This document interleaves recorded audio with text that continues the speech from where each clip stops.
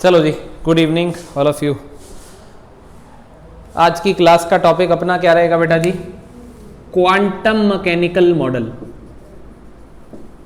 Quantum mechanical model. देखो भाई, ऐसा है कि अगर मैं मॉडलों की बात करूं तो इससे पहले थॉमसन मॉडल आ चुका है, बोहर मॉडल रीसेंट में आप पढ़ के चुके हो, रदरफोर्ड मॉडल पहले निकल चुका था। सबसे पहले डाल्टन आया था, फिर थॉमसन आया था, फिर रदरफोर्ड आया था, फिर बोहर आया। आपको क्या लगता है कि हर मॉडल के अंदर बातें एडवांस हुई हैं? हर मॉडल, आगे आने वाले मॉडल के अंदर हमको कुछ नया पता लगा है? बोलो यस और नो। अब उसी तरीके से ये नेक्स्ट मॉडल है हमारा, और ये अब तक का मोस्ट अपडेटेड मॉडल है। मतलब ऐसा कह लो कि मोस्ट मॉडर्न मॉडल है एंड अपडेटेड है। मतलब इससे एडवांस अब तक कोई मॉडल हमारे पास में नहीं है। ये मॉडल की शुरुआत जो है वो इरविन श्रोडिंगर ने करी, ठीक है। और इरविन श्रोडिंगर ने अपनी एक इक्वेशन दी, उसको सॉल्व किया। वो इक्वेशन को डिफरेंशियल इक्वेशन कहते हैं। इसने एक हमें डिफरेंशियल इक्वेशन दी। ये डिफरेंशियल इक्वेशन एक बार देखना और देख के घबराना मत। डिफरेंशियल इक्वेशन दी इसने हमें, del square psi by del x square, del square psi by del y square plus del square psi by del z square plus 8 pi square m upon h square E minus V is equal to 0। इसमें साई, इसको बुलाने का तरीका है P S I. ये आप लोगों का वेव फंक्शन है, वेव फंक्शन ऑफ इलेक्ट्रॉन है, ठीक है। इसके अंदर ई जो है वो टोटल एनर्जी है, और वी जो है वो आपका पोटेंशियल है, ठीक है। और अगर कभी साई स्क्वायर आपको दिखेगा तो उसका मतलब है प्रोबेबिलिटी ऑफ फाइंडिंग इलेक्ट्रॉन,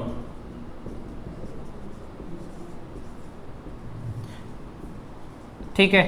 ये थ्योरी आप लोगों की, मैंने बोला, मोस्ट अपडेटेड है, अब तक की बेस्ट थ्योरी है।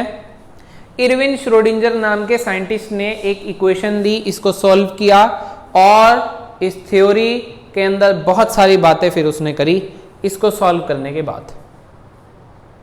अब तक ये जानकारी आपके हाथ लगी है, 1 मिनट बाद नोट कर लेना, 1 मिनट रुक जाओ।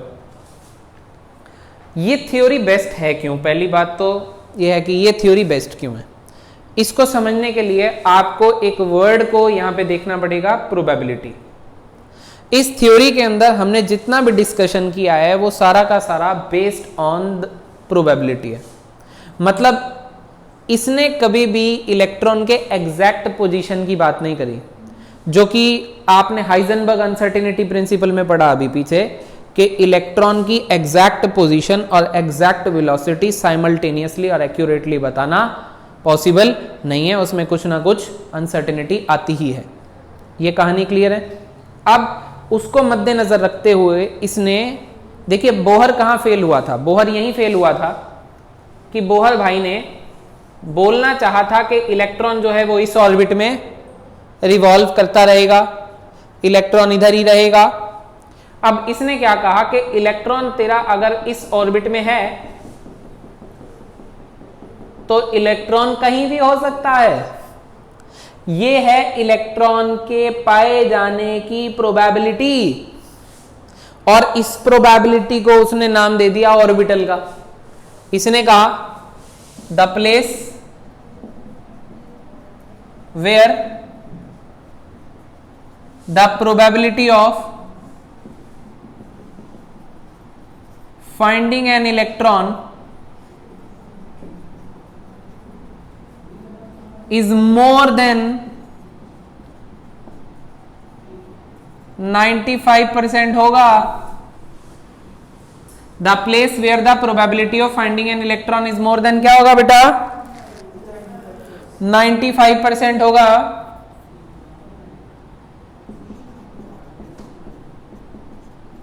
That is called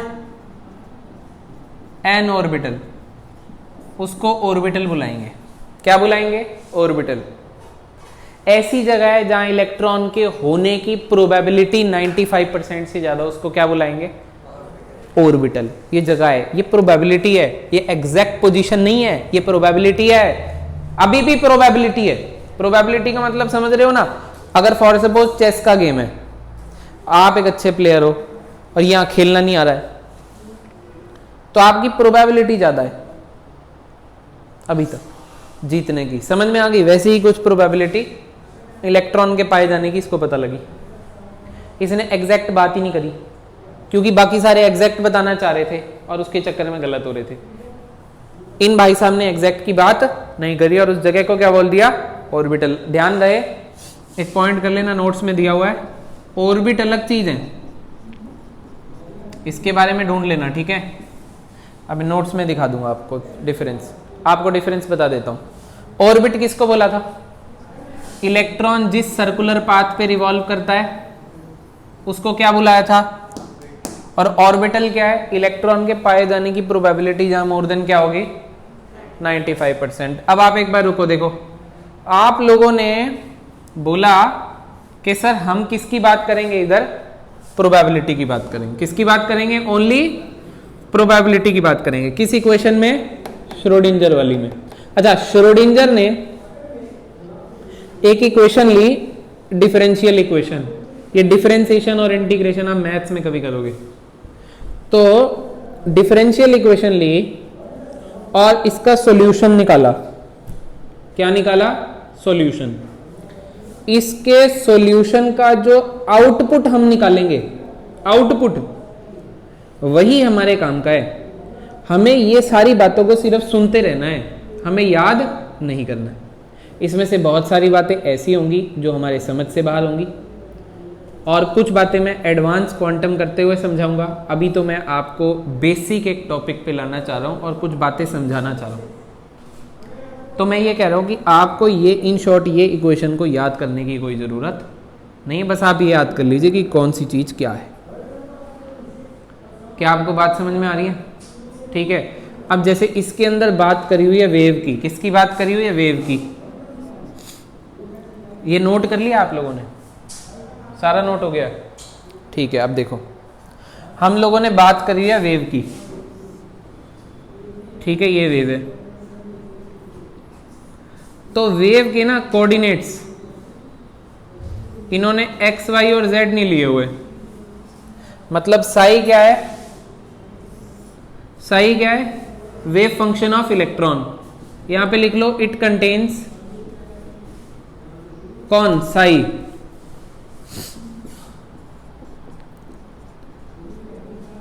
all the information regarding electron.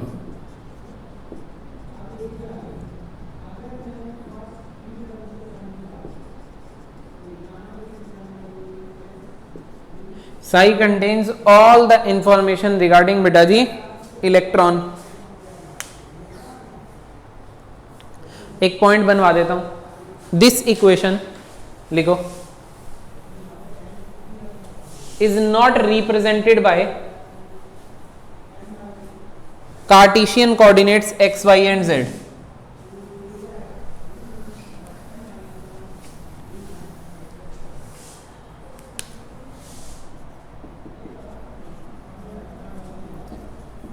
This equation is not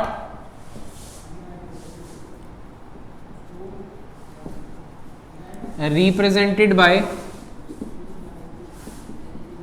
Cartesian coordinates x, y and z.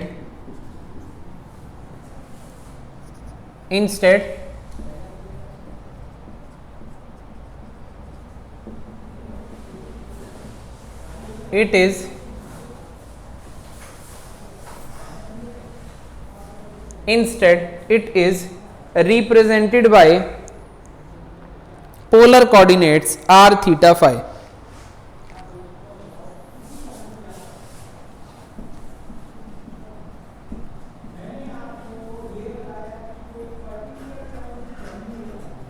ठीक है, इसको ज़्यादा समझने की कोशिश मत करना अभी, कोई दिक्कत नहीं है अगर आप कोई बात नहीं समझ में आती है। देखिए आर थीटा फाई, इसके वेव के हिसाब से आर थोड़ा डिस्टेंस डिपेंडेंट टर्म है, और ये थीटा मान लिया इन्होंने और ये फाई मान लिया, मतलब यहाँ एंगल के हिसाब से काम कर लिया। आप इन शॉर्ट ऐसे लिख लो कि साई जो है वो फंक्शन है किसका, आर का, थीटा का और फाई का, और साई जो है फॉर सपोज जो है वो आपकी टोटल वेव है, टोटल वेव फंक्शन है आपका साई। साई क्या आप लोग का टोटल वेव फंक्शन है, वो किसके बराबर है,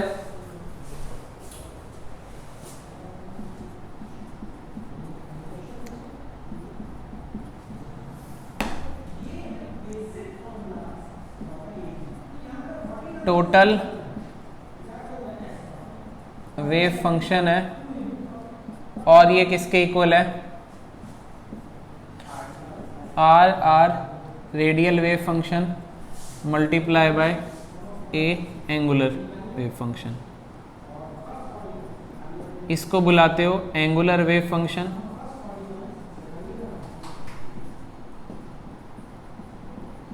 और इसको क्या बुलाते हैं बेटा, रेडियल वेव फंक्शन। ये केवल और केवल मैं बता रहा हूं आपको, केवल अभी नोट करना है, थोड़ी बहुत बातें जो बताऊंगा मैं वो ये सब क्वांटम आपको इसके एप्लीकेशन बताने के बाद ही बताऊंगा, ठीक है।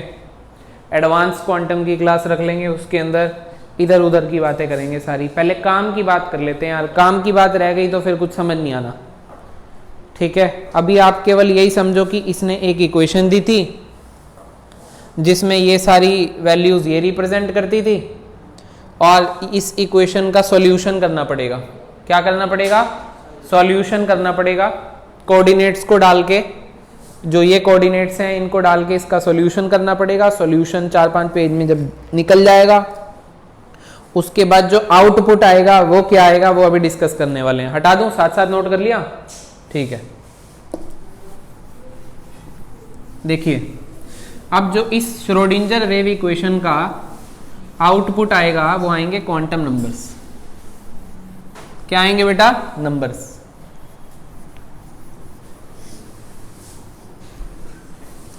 इसका आउटपुट आएगा बेटा क्वांटम नंबर्स। तो पहले तो ये देख लो क्वांटम नंबर्स हैं क्या।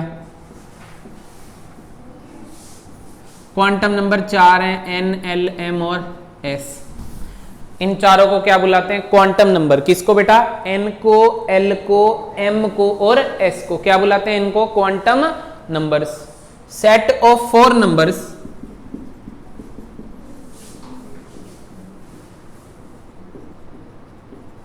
which will give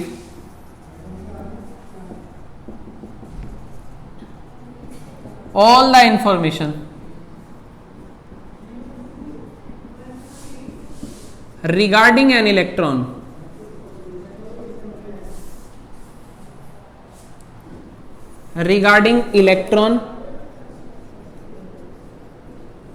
in orbitals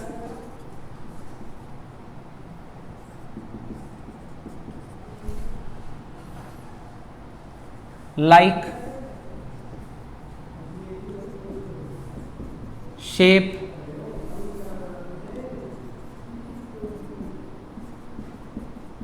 size, energy, etcetera. ठीक है, ये 4 नंबर की मदद से आप किसी भी एटम के बारे में सारी जानकारी ले सकते हो। सारी मतलब लगभग सारी। यार खुद सोचो एटम कितना छोटा है, इतना छोटा, उसमें इतने छोटे छोटे सब एटॉमिक पार्टिकल। आप ये बता पा रहे हो कि ये इलेक्ट्रॉन इस ऑर्बिट में घूम रहा है, इसकी ये एनर्जी है। ये इलेक्ट्रॉन न्यूक्लियस से इतना दूर है, ये इलेक्ट्रॉन इस ऑर्बिटल में है, इस ऑर्बिटल का शेप ऐसा है। मतलब इन टोटल मैं आपको ये समझाना चाह रहा हूं कि आप लोग काफ़ी ज़्यादा जानकारी इन क्वांटम नंबर की मदद से ले लोगे, और वो क्या क्या जानकारी आप लोग लोगे वही हमारा टॉपिक है। क्या आपको ये फंडा समझ में आ गया? आप जो जानकारी यहां से निकालोगे वो हमारा टॉपिक है। ये 4 नंबर से मिला के एक सेट बनेगा। इन 4 वैल्यू की मदद से इलेक्ट्रॉन कहाँ पे पड़ा है, न्यूक्लियस से कितना दूर है, कौन से ऑर्बिटल में पड़ा है, किस जगह पे पड़ा है, टोटल सब खत्म कर दोगे। समझ गए ना?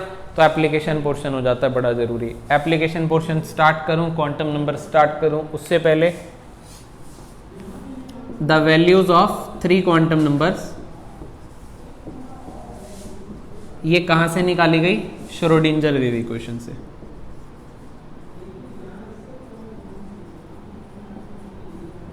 कहां से निकाली गई बेटा?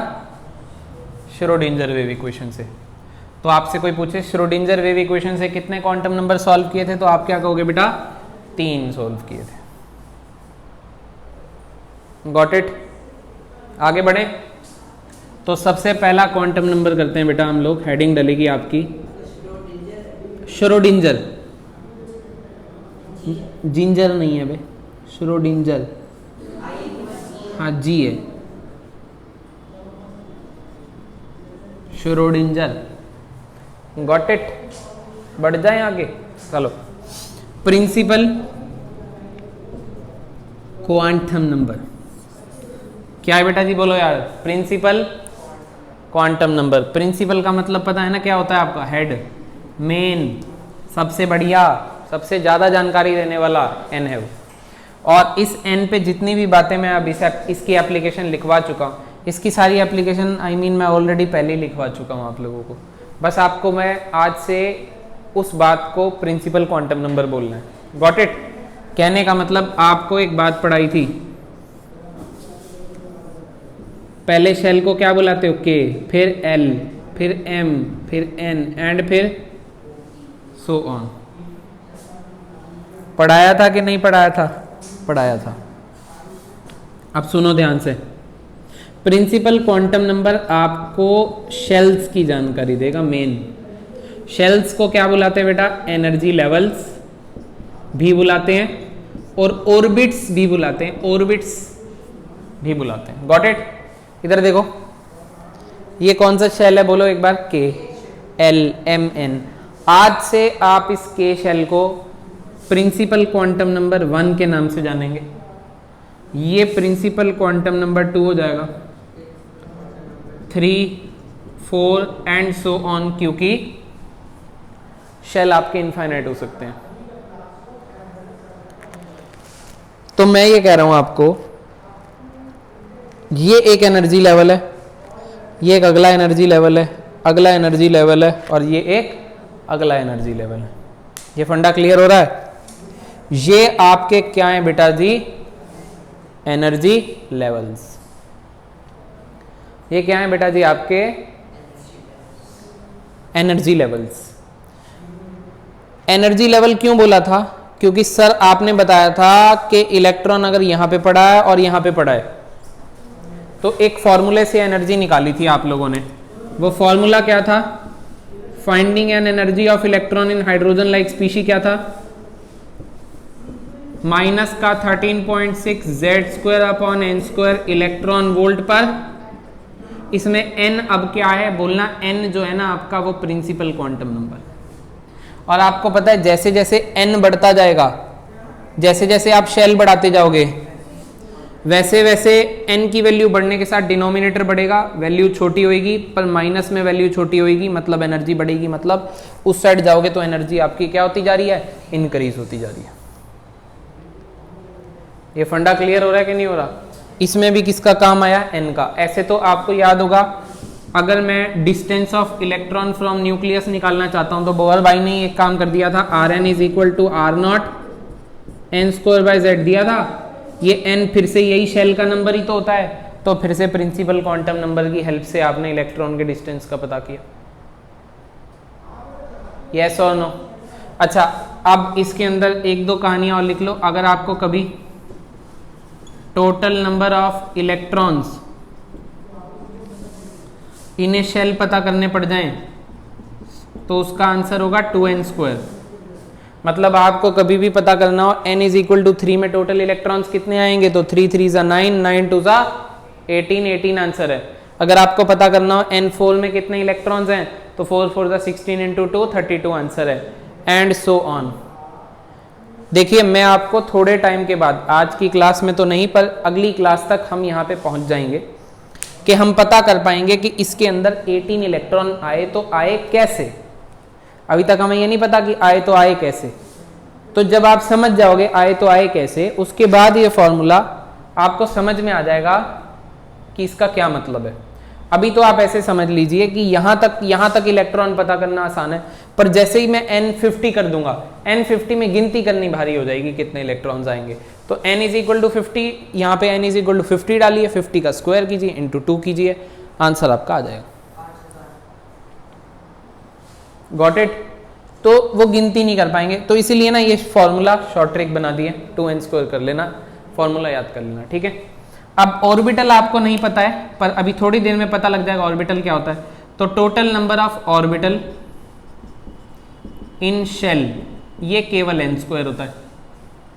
एक एनर्जी लेवल में कितने ऑर्बिटल प्रेजेंट हैं तो उसका क्या आंसर होगा, n स्क्वायर। Got it. तो इस सारी बातों में कौन सा क्वांटम नंबर इस्तेमाल हो रहा है, प्रिंसिपल क्वांटम नंबर n इस्तेमाल आपका हो रहा है इन सारी की सारी बातों में। That's why we call this principle, because ये एनर्जी की बात, सारी मेन बातें इसने करी हैं।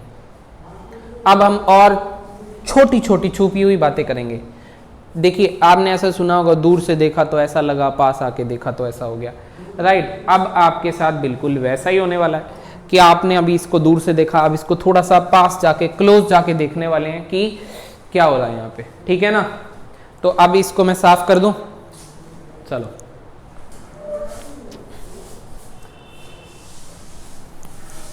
नेक्स्ट क्वांटम नंबर कौन सा है हमारा, L।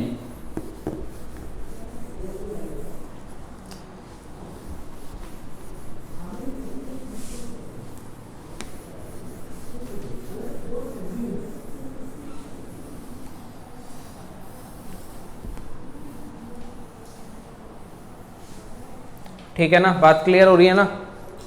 चलो नेक्स्ट क्वांटम नंबर है बेटा हमारा L, azimuthal quantum number. Azimuthal quantum number का एक और नाम होता है एंगुलर मोमेंटम क्वांटम नंबर।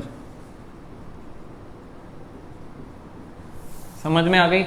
अभी इसको साथ साथ नोट मत करना तुम लोग, इसको समझ लो, क्योंकि वो तो जितनी बातें मैंने तुम्हें बताई थी वो ऑलरेडी तुम्हें पता थी, बस उसके अंदर एक आपको ये जानना था कि ये n का क्या नाम है, प्रिंसिपल क्वांटम नंबर, राइट। अब ये सारी बात आपके लिए नहीं होगी,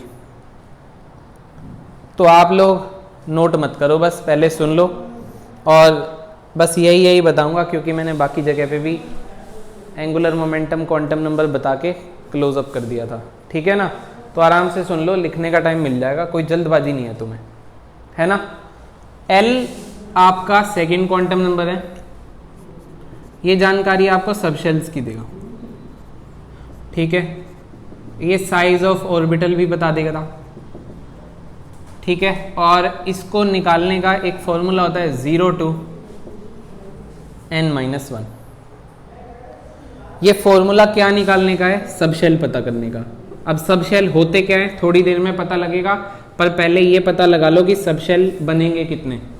सर किस में बनेंगे कितने, अरे यार अभी तूने एक एटम का फोटो बनाया नहीं था, ये बनाया था कि नहीं बनाया था। इसको n is equal to 1, n is equal to 2 और n इज इक्वल टू 3 डाला था, मतलब ये मेन शेल है। अब जब मैंने आगे सब लगा दिया, सब, इसका मतलब एक मेन शेल है और एक उसका कुछ अंदर और कुछ भी होगा। अरे बोलो, फोटो जूम इन होने वाली है, सुनिए ध्यान से।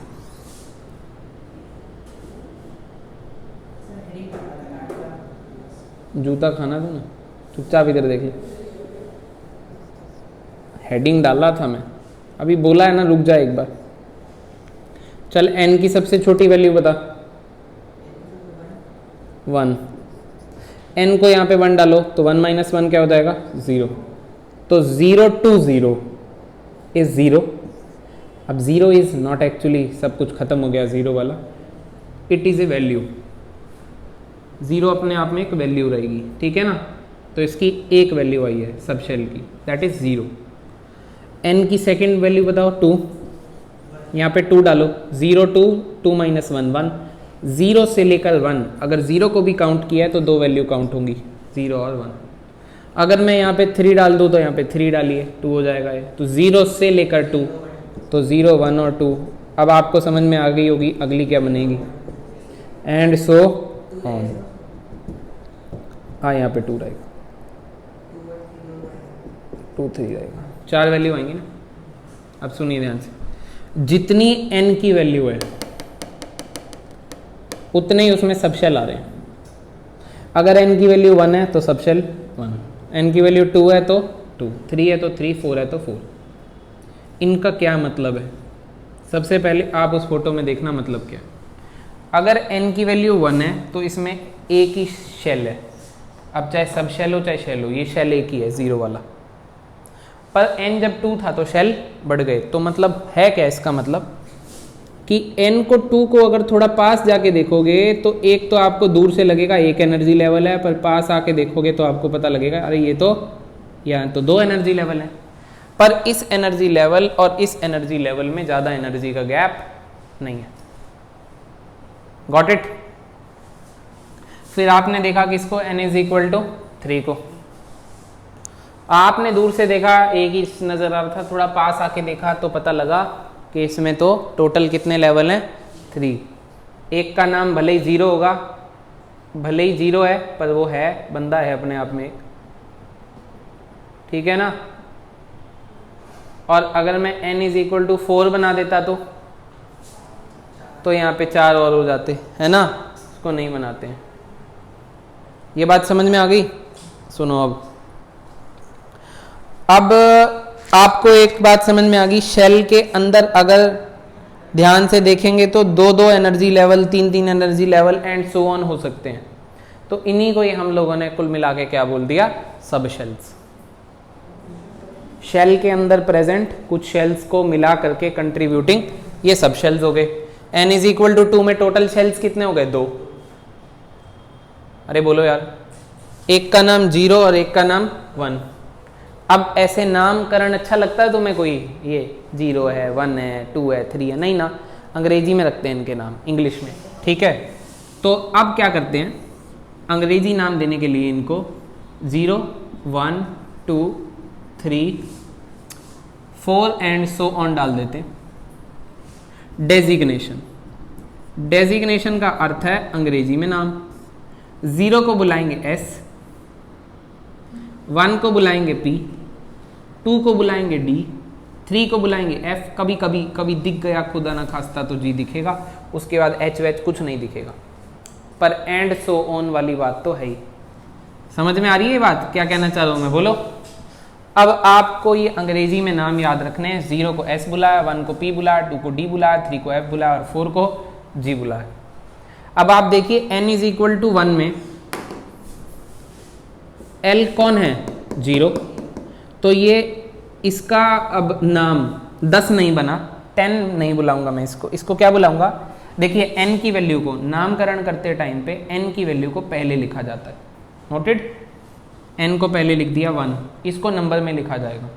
l की वैल्यू को अंग्रेजी में लिखा जाएगा, तो यहाँ पे क्या हो जाएगा, s। तो पहले का नाम क्या हो गया, 1s।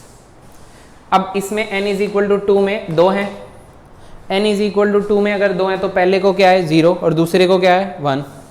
तो 0 को अंग्रेजी में क्या बुलाते हैं, s। तो पहले वाला ही 2s होगा, क्योंकि पहले 0 आया था ना, फिर 1 आया, तो n की वैल्यू क्या है, अभी भी 2 ही है, n की वैल्यू थोड़ी चेंज हुई है। l की वैल्यू दूसरे वाली 1 है, वो देखो यहाँ पे, देखो रे यहाँ देखो, n इज इक्वल टू 2 के लिए एक 0 और एक 1। तो 1 को क्या बुलाते हैं, 1 को P बुलाते हैं। बोलो यहां पे, बोलो फिर। n इज इक्वल टू क्या है, 3 है, S। गॉट इट है, बोलो, ठीक है। अब आप क्या सीख गए हो, नामकरण करना। क्या सीख गए हो बेटा, नामकरण करना, ठीक है। सुनो अब, इसको और क्या बुलाया था, एंगुलर मोमेंटम क्वांटम नंबर, तो एंगुलर मोमेंटम का फॉर्मूला है angular momentum of electron in an orbital.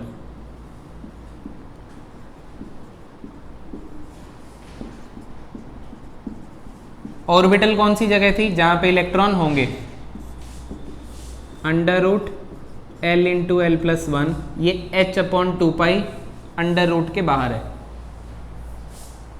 ठीक है, फॉर सपोज आपको इलेक्ट्रॉन दिया था 3p ऑर्बिटल में, एंगुलर मोमेंटम निकालो, तो under root 1 into one plus one h upon two pi, root 2 हो जाएगा, रूट 2 से 2 कैंसिल होके कुछ भी बन जाएगा। Got it? तो ऐसे ही 3s का निकालना हो तो 3s का एंगुलर मोमेंटम निकालोगे s के लिए। अच्छा मैंने बताया नहीं तुम्हें, l की वैल्यू p के लिए कितनी डाली है? 1 डाली है, और n का कोई काम नहीं है, n का कोई काम एंगुलर मोमेंटम निकालते हुए केवल s p और d का है, और s p और d की ये वैल्यूज ये दे रखी हैं। देखिए तो भी मैंने ये फॉर्मूला लगाया, l की वैल्यू p के लिए क्या हो जाएगी? 1। चलो एक और करके बताते हैं, l की वैल्यू s के लिए क्या हो जाएगी? 0। तो ये क्या हो गया? एंगुलर मोमेंटम इसका 0। ये कुछ फंडा आपको क्लियर हुआ? एक बार अब कर लो नोट, पहले नोट कर लो फिर आगे और डिस्कशन करते हैं।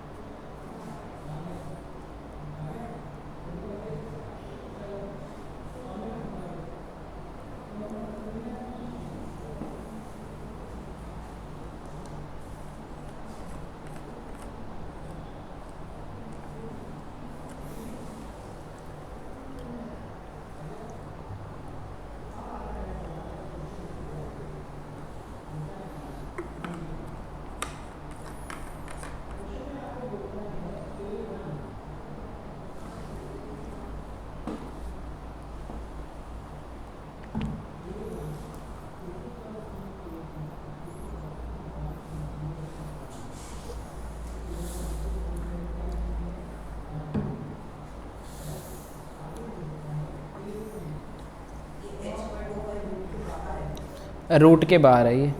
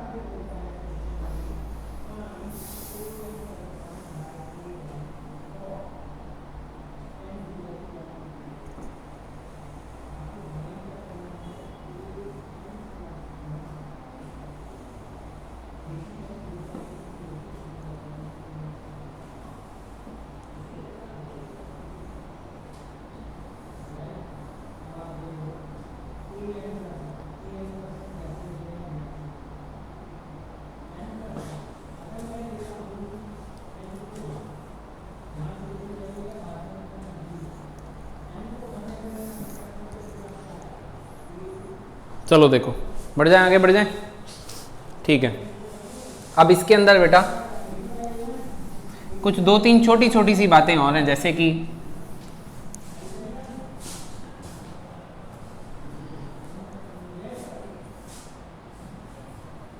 जैसे कि ये शेप्स वाला एक पॉइंट लिखवाया था।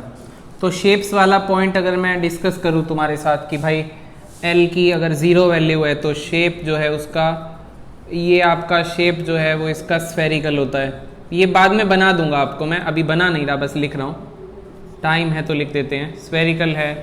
1 के लिए डंबल शेप होती हैं, 2 के लिए डबल डंबल होती हैं।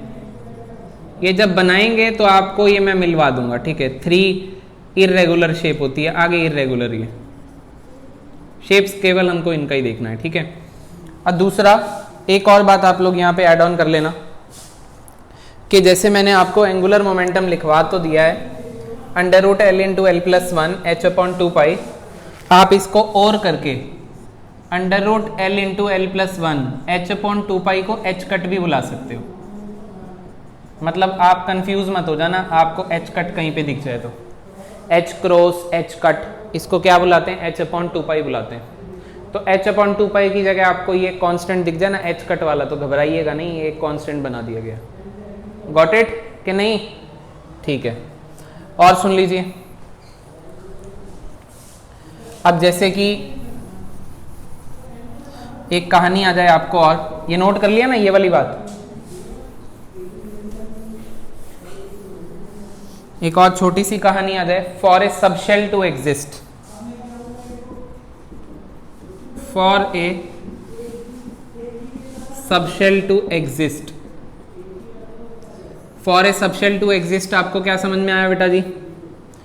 n is greater than l होना चाहिए। अच्छा, सबशेल को ऑर्बिटल भी बुला देंगे, कभी कभी ऐसा भी बोल देंगे for a orbital to exist. आप एक बात बताओ, ये आपने फोटो बनाया था, पहले आपने 1s बनाया था, फिर 2s, फिर 2p, फिर 3s, फिर 3p, फिर 3d बनाया था। अब ये एक एनर्जी लेवल है, ये एक एनर्जी लेवल है, ये है तो इसका सबशेल ही।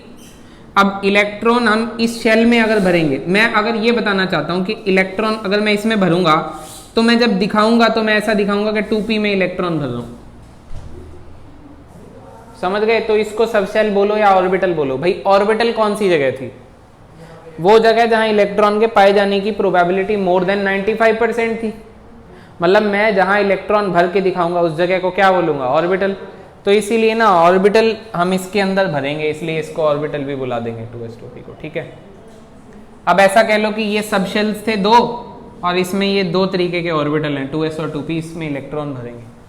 कैसे भरेंगे, क्या करेंगे, वो नेक्स्ट क्लास पे बात जाएगी। फिर भी बस ये है कि कौन सा सबशेल एग्जिस्ट करेगा, कौन सा ऑर्बिटल एग्जिस्ट करेगा, कौन सा नहीं करेगा, उसके लिए कंडीशन है कि n क्या होना चाहिए, ग्रेटर देन l होना चाहिए, वो करेगा, नहीं तो नहीं करेगा। कैसे? सर देखिए, मैंने यहाँ पे 1s बनाया, क्या मैंने यहाँ पे 1p बनाया?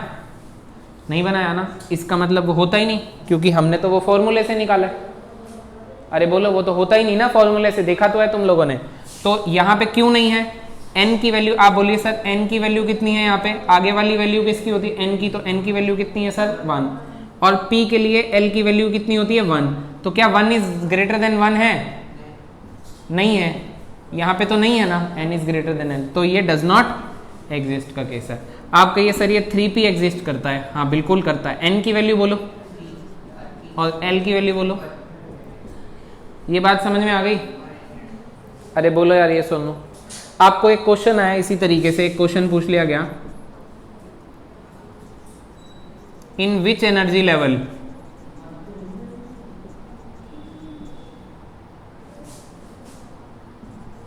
g orbital exist. फर्स्ट, पहले कौन से एनर्जी लेवल में g ऑर्बिटल आपको दिखेगा? बताओ कौन से एनर्जी लेवल में? n की वैल्यू पूछ रहा है वो, n की क्या वैल्यू होगी? देखो l की वैल्यू 0 1 2 3 4 थी, s p d f g ये था। अरे g, l की वैल्यू g के लिए कितनी है? 4। तो n is greater than l होना चाहिए। अरे बोलो यार, according to n is greater than l होना चाहिए। अगर l की वैल्यू 4 है तो इसकी मिनिमम क्या होनी चाहिए? 5। तो पहले 5G पॉसिबल है और ये आपको G 5 के साथ दिखेगा पहले। क्या आपको बात समझ में आई? ये सवाल न बोलो यार। ठीक है, तो इसको नोट कर लो। आज की क्लास में इतना ही करते हैं क्योंकि वहाँ पे फिर इतना ही कहानी हुई है, उसको कंटिन्यू करेंगे ऑनलाइन क्लास में इसके बाद में। ठीक है ना, आज के लिए इतना ही है। Okay, bye bye.